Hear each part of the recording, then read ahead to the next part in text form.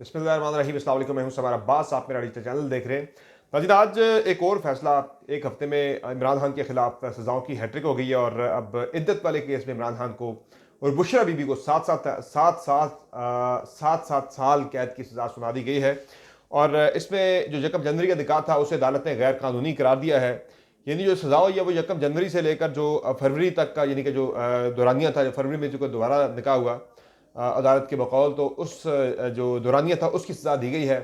और पीपीसी की जो है दफ़ा 496 के तहत ये सज़ा इमरान खान और बुशरा बीबी को दी गई है। ये शिक जो है ये मुतल्लिक है किसी को भी नाजायज़ तौर पर या अपनी बीवी पोर्ट्रे करना जो है वो गैर कानूनी तौर पर जो है अपनी बीवी बताना जब वो आपकी बीवी नहीं है, तो उस पर यह सेक्शन का इतलाक होता है। और अदालत के मुताबिक इमरान खान जो है वो यकम जनवरी वाले निकाह के बाद जो है वो बुशरा बीबी उनकी बीवी नहीं थी। और अदालत का ये कहना है कि खबर माने का ये साबित करने में कामयाब हो गए हैं कि यकम जनवरी का जो निकाह था वो जो है गैर कानूनी था, बदयांती, और वो जिस फ्रॉड और जो है वो दिखावे के लिए था उसमें जो है वो सब गलत था। और इस पे नाज़रीन, एक तो मैं आपको बताऊंगा कि इस पर अब तहरीक इंसाफ के पास इस पे एक तो लीगल ऑप्शंस भी हैं और कुछ पॉलिटिकल मामला भी हैं। मैं पॉलिटिकल पर आने से पहले ज़रा लीगल मामला की बात करूंगा, और उससे पहले मैं ज़रा आपको इमरान खान का रिएक्शन बताता हूँ। इमरान खान ने फौरी तौर पर रिएक्शन इस पर क्या दिया। तो इद्दत में जो केस के तफसीली फैसले के बाद इमरान खान और बुशरा बीबी ने जो रद्द-ए-अमल दिया, उसमें इमरान खान की अहलिया बुशरा बीबी ने रद्द-ए-अमल देते हुए कहा कि अदालत का मामला कुरान मजीद में है, जिसमें सब वाज़ेह है। इन्होंने कहा इद्दत का मामला कुरान मजीद में है जिसमें सब कुछ वाज़ेह है। ये गैरत और बेगैरती की जंग है। अवाम ने फैसला करना है, 8 फरवरी को निकलें और अवाम फैसला अपना दें। दूसरी जानिब इमरान खान ने कहा कि इद्दत केस में रुसवा करने की कोशिश की गई है, मर जाऊंगा कभी डील नहीं करूंगा। उन्होंने कहा कि मुझे तोशाखाना केस में वो सजा दी जो आज तक किसी को ना दी गई। नवाज शरीफ को सुप्रीम कोर्ट ने नाअहल किया, जीआईटी बनी, लेकिन सब केसेस खत्म कर दिए गए। अब बाहर से गुलाम आ गया है, वो उनकी नौकरी करेगा। ये रिएक्शन था इमरान खान का। फिर इमरान खान ने कहा कि डोनाल्ड लू और बाजवा को बेनकाब किया तो साइफर केस में उनकी सजा दी गई। जिन्होंने साजिश करवाई और मुदाखलत की उन्हें कुछ नहीं कहा गया। उन्होंने मजीद कहा कि 9 मई को मुझे अगवा किया गया, 2 रोज बंद रखा गया और केसेस भी अब मुझ पर बन रहे, तो इन 2 दिनों में मैं तो कैद था। तो इमरान खान और बुशरा बीबी के खिलाफ जो फैसला आया उसमें 7-7 साल की कैद की सज़ा है। और इस पर जनाब एक चीज़ जो है जो मैं आपको खबर दे रहा हूँ कि ये चीज़ भी चल रही थी कहीं ना कहीं, मैं आपको बता रहा हूँ, खबर दे रहा हूँ और ये बिल्कुल मुसद्दका मैं आपको खबर दे रहा हूँ कि प्रेशर जज साहब पे ये भी था, कहीं रिपोर्ट मेरे पास पहुँची है कि जी संसारी की सज़ा दें आप। यानी कि ये तो इंतहा हो गई है कि भाई जज साहब को प्रेशर उन पर आ रहा था कि आप संसारी की सज़ा दें। तो जज ने इस हद तक चले रजिस्ट किया है, उन्होंने कहा जी मैं इस तरह की कोई सज़ा नहीं दूंगा या कोड़े मारने की सज़ा जो है वो मैं नहीं दूंगा, चूँकि ऑलरेडी इसमें जो है जो इल्ज़ाम था नाजायज़ ताल्लुकात का, वो इल्ज़ाम पहले ही जो है वो जज ने जो है वो इस मुकदमे से खारिज कर दिया था अदालत ने पहले ही। अच्छा, अब ये हुआ है जनाब कि इस केस में जो मज़ीद चीज़ें कही गई हैं वो ये भी कहा गया है कि बुशरा बीबी ने जो इमरान खान से ताल्लुकात रखे निकाह से पहले, और वो जो ताल्लुकात हैं वो फिर जाकर मुंतज हुए निकाह की सूरत में।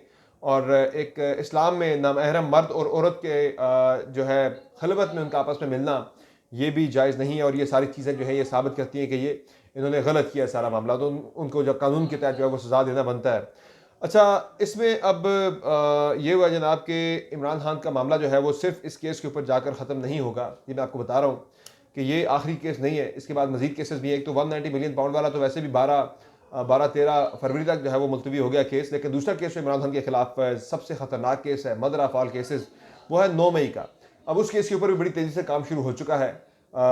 इसमें ये जनाब आज की डेवलपमेंट, आज की अपडेट ये है कि जो सानिया 9 मई के वाले से 3 लोग जो हैं वो वादा माह गवाह सामने आ गए हैं, 4 लोग बल्कि, जिन्होंने शेख रशीद के खिलाफ गवाही दी है, जिनमें तहरीक साहब के टिकट होल्डर हैं चक्री और ये चकवेली खान से, नेशनल असम्बली के कर्नल रैड अजमल साबर, उन्होंने, बासिक क्यूम अब्बासी ने और सदाकत अब्बासी ने, और चौथे जो इनके थे अभी जो रिसेंटली जो पकड़े भी गए थे पाकिस्तान तहरीक साहब के विवाद में उनकी बयान आया था, उन्होंने जो है इसमें वादा माफ गवाह बन गए हैं।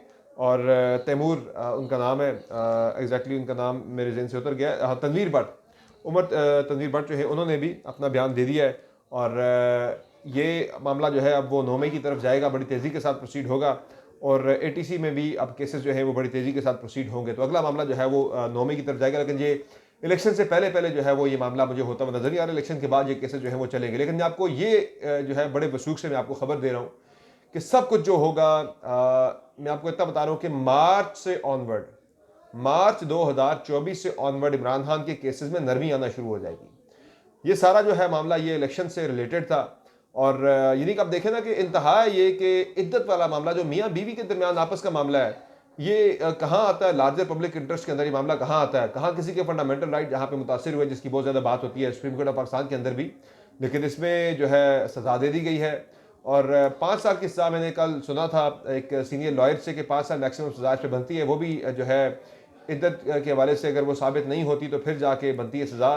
तो इद्दत का मामला भी ये खुद मुफ्ती सईद साहब जो गवाह थे इस केस के अंदर, बुशरा बीबी और इमरान खान के खिलाफ, जो उनके निकाह खान भी थे, वो ये कह चुके हैं जनाब, पहले ये बयान उनका आ चुका है कि अगर खातून जो है, औरत जो है, वो अगर कह दे भाई कि मेरी इद्दत पूरी हो गई थी 39 डेज़ की, तो उसके बाद फिर जो है इस इद्दत को पूरा होना तस्लीम किया जाता है। लेकिन नहीं हुआ जनाब, इस चीज़ को नहीं माना गया यहाँ पर।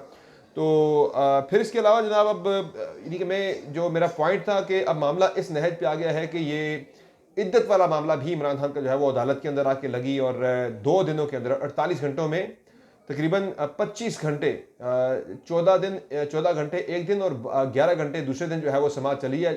48 घंटों में 25 घंटे जो है इस केस की समाअत चली है। तो वैसे तो नहीं हमारी जुडिशरी जो है वो बिल्कुल तह पे है जनाब, वो अपनी कारकर्दगी के हवाले से पूरी दुनिया में वैसे भी 134 135 नंबर पर नहीं है।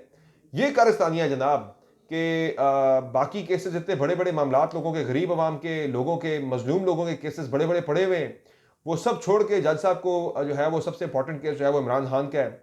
जुडिशरी का इस्तेमाल होना जो है वो यहाँ पे बड़ा वाज़ेह नज़र आता है कि जुडिशरी जो है वो ऑस्टेंसिवली यहाँ पे नज़र आ रहा है कि वो इस्तेमाल हुई है इस मामले में पॉलिटिकल एक पर्पस के लिए, कि इलेक्शन से पहले पहले ये इत्तेफाक नहीं हो सकता कि इलेक्शन से पहले एक हफ्ता पहले जो है वो 3 सजाएं इमरान खान को हो जाएं। तो दिस इज़ वेरी अनफॉर्चुनेट। और मुझे तो इस पर बड़ी हैरत है कि हम ये मुल्क को, मुल्क की सियासत को किस तरफ लेकर जा रहे हैं। कल को फिर जो भी आएगा, जब उसे गिराने का मकसद होगा, तो उसके खिलाफ भी इस तरह के इंतहाई निजी नोयत के केसेस जो हैं उनके खोले जाएंगे। तो ये मेरे हाथ से जमहूरियत की जो है वो खिदमत नहीं है। जमहूरियत हमारी जो है वो प्रोग्रेस नहीं कर रही, बल्कि ये नीचे की तरफ ही जा रही है, हमारी क्वालिटी ऑफ डेमोक्रेसी पाकिस्तान के अंदर। अच्छा, 9 मई वाली बात मैंने कर ली कि उसमें अब मामला जो है वो उस तरफ जो है वो ज़रा तेज़ी के साथ आगे बढ़ेगा। इमरान खान का बयान भी उस पर मौजूद है। डील के हवाले से खान साहब ने फिर उन्होंने कहा जी कि मैं मर जाऊंगा, मैं डील नहीं करूंगा। बाकी बुशरा बीबी के हवाले से जो बात हो रही है कि बुशरा बीबी ने बनी गाला जो गई वो डील के तहत गई हैं, बनी गाला उन्हें नहीं जाना चाहिए था।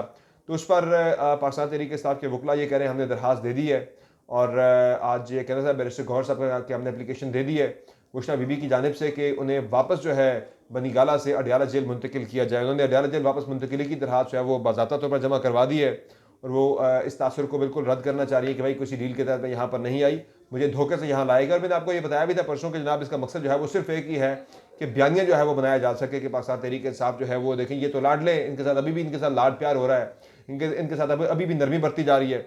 और वाकईतन वो आपने देखा भी कि जलसों के अंदर मरीम नवाज साहब ने, बाकी लोगों ने इस पर बड़ी सियासत की, बड़ी कैंपेन की इस चीज़ को लेकर।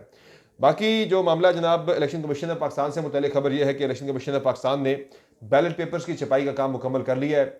जो बैलेट पेपर्स हैं वो छप चुके हैं, और 26 करोड़ जो है वो यानी कि बैलेट पेपर छापे गए पूरे मुल्क के अंदर 8 फरवरी के लिए। और एक और जो इम्पोर्टेंट मामला है जनाब, जो जब हम बात करते हैं इंतखाबात की, तो जहाँ सारी पोलिटिकल पार्टीज अपनी अपनी कैलकुलेशन लेके बैठी कितनी सीटें आएंगी, तो एक सबसे बड़ी जो इसमें गेम चेंजर होगा वो जो होंगे वो इंडिपेंडेंट्स होंगे। 40 बड़े स्टालवर्ड्स जो हैं, 40 बड़े जो हैवी वेट्स हैं पाकिस्तानी सियासत के, वो आज़ाद इलेक्शन लड़ रहे हैं। तो ये इंडिपेंडेंट्स जो है वो इस इलेक्शन के अंदर जो है वो पूरी बाजी पलटेंगे, किसकी हुकूमत आनी किसकी नहीं आनी, इसका फैसला इंडिपेंडेंट्स ने करना है। और बाकी नून लीग का जलसा था गुजरांवाला के अंदर, पहलवानों के शहर में। गुजरांवाला वो इलाका जहाँ से मुस्लिम लीग नून ने पिछले इलेक्शन में 2018 में स्वीप किया था।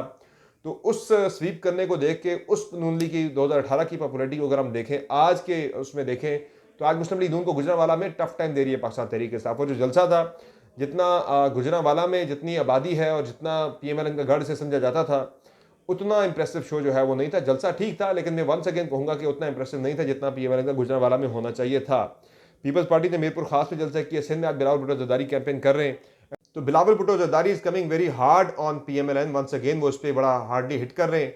देखते हैं कि इलेक्शन के बाद क्या मामला बनता है। मैं आज ये प्रेडिक्ट कर रहा हूँ कि अगर शहबाज शरीफ बनते हैं प्राइम मिनिस्टर तो बिलावल भुट्टो उनके साथ काम करने को फिर से तैयार हो सकते हैं, लेकिन अगर नवाज शरीफ प्राइम मिनिस्टर बनते हैं तो फिर बिलावल भुट्टो जरदारी जो है वो उनके साथ नहीं आ सकते। बाकी मरीम नवाज के वाले से पीएमएल ने फैसला कर लिया है कि वो पंजाब की अगली सीएम की कैंडिडेट होगी, लेकिन बाज़ाब्ता तौर पर इसे अनाउंस किसी खास मसलियत के तहत नहीं किया जा रहा। की वीडियो में इजाज़त दीजिए, अल्लाह हाफ़िज़।